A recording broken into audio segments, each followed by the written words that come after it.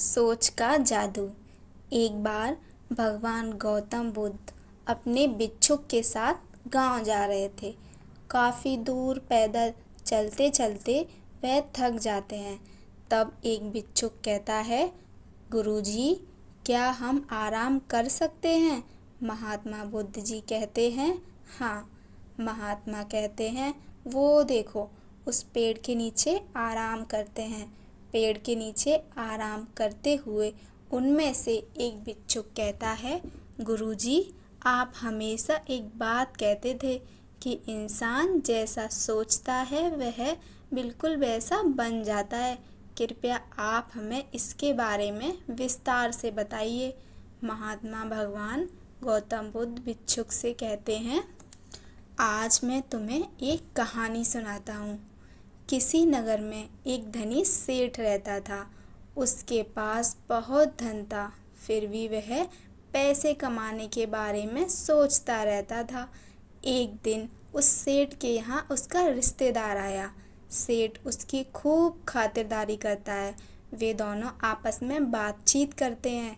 तब उसका रिश्तेदार कहता है कि सेठ जी, आप ही की तरह एक धनी सेठ था। वह आपसे भी ज़्यादा धनी था। वह हमेशा धन कमाने के बारे में सोचता रहता था। सेठ उससे पूछता है, तुम था क्यों बोल रहे हो? रिश्तेदार कहता है, मैं था इसलिए बोल रहा हूँ क्योंकि वह सेठ अब जीवित नहीं है, वह मर चुका है। वह सेठ बेचारा धन कमाते कमाते भूल गया था कि मृत्यु भी कोई चीज़ होती है। सेठ पूछता है, क्यों, क्या हुआ? कुछ कारण तो होगा।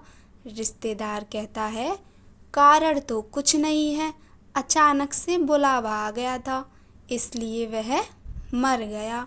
सेठ कहता है, ऐसे कैसे बुलावा आ गया? कुछ बीमारी तो होगी, तभी मर गया। रिश्तेदार कहता है, बीमारी कुछ नहीं थी, अचानक ही मर गया।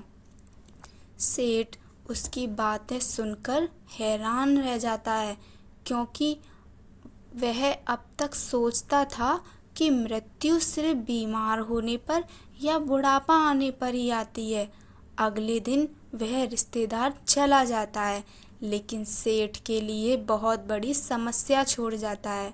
सेठ सोचता है कि वह भी जवान है, उसे भी मृत्यु आ सकती है।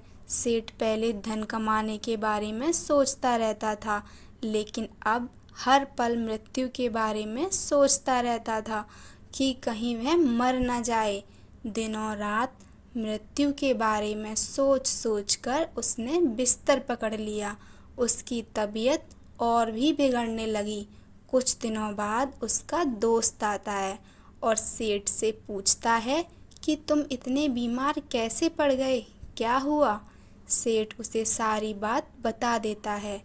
अगले दिन दोस्त सेठ को एक सन्यासी के पास ले जाता है और कहता है, ये ज्ञानी सन्यासी हैं, तुम इन्हें अपनी सारी समस्या बताओ, ये तुम्हारा हल जरूर देंगे।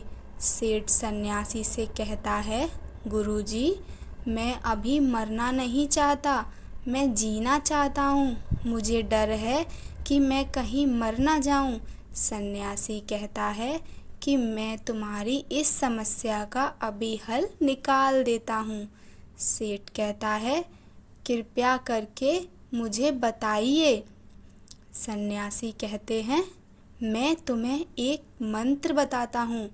यह मंत्र है, जब तक मुझे मृत्यु नहीं आएगी तब तक मैं जीऊँगा। तुम रोज 7 दिनों तक अपने मन में और बाहर इस मंत्र को बोलना और 7 दिनों बाद मेरे पास आना। 7 दिनों बाद सेठ सन्यासी के पास हंसते हुए जाता है और कहता है, गुरुजी, धन्यवाद, मैं आपके मंत्र की वजह से ठीक हो गया हूँ।